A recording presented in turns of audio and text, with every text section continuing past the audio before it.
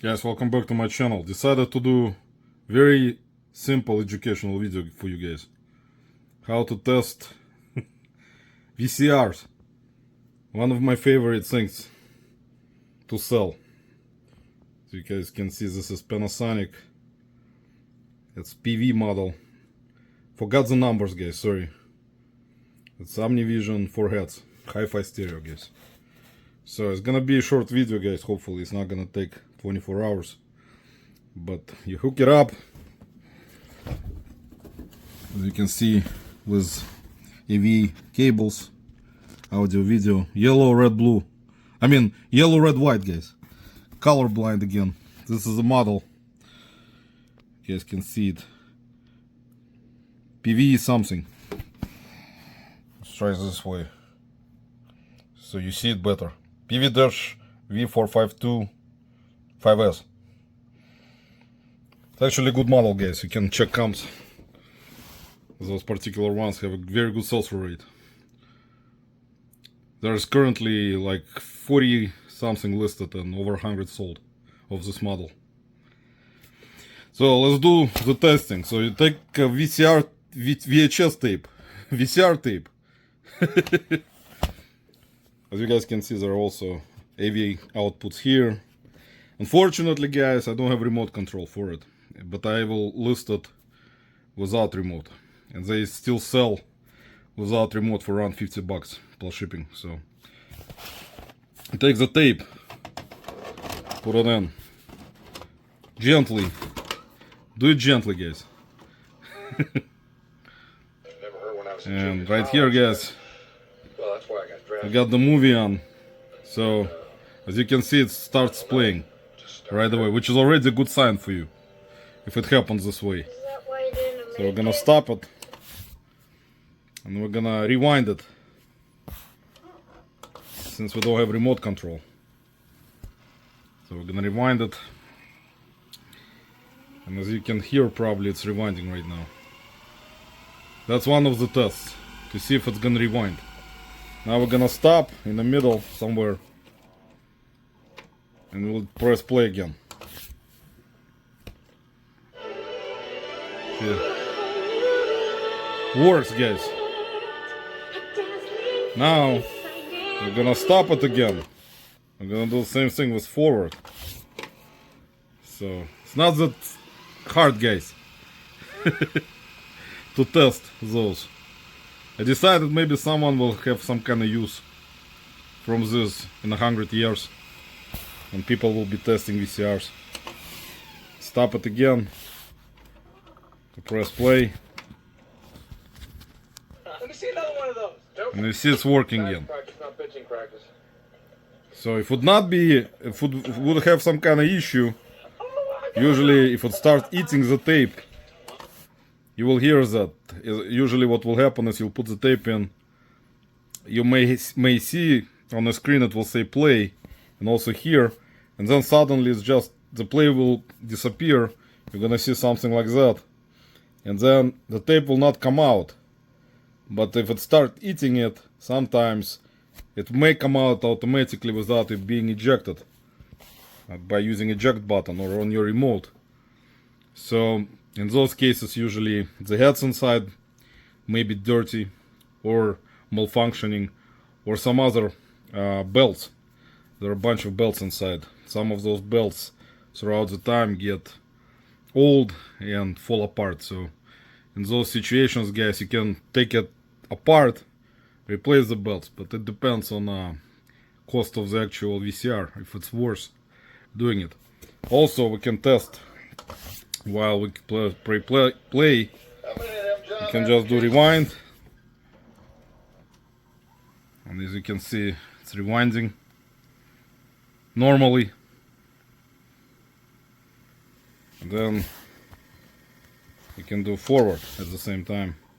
It's gonna stop, and then now it's gonna go forward. You see? So that's a good test also, while it's playing the tape, both functions. Also, what you can do, you can start rewinding, or doesn't matter, forward, and forward it, and without pressing stop, you can just press play and see if it's gonna start playing this way. Another good test. See, it plays. Same thing for you stop it and you do rewind, and it's gonna start rewinding. As you can see, also without pressing stop, you press play. That way you can test if it's tape will not get eaten. Sometimes when you do that kind of stuff, when you just rewind on forward and press play without stopping it, sometimes the tape can get messed up inside if there are certain components, the heads or the bands or some other parts inside may malfunction. It may not play. It will stop and that's it. You may see play button on the screen, but the video will not be on. So then you know there's something is going on with it. And I had this issue with the buyer before, because the buyers usually they will do everything. So you better try to do all those functions. The only function, guys, that I will not test is recording from the TV.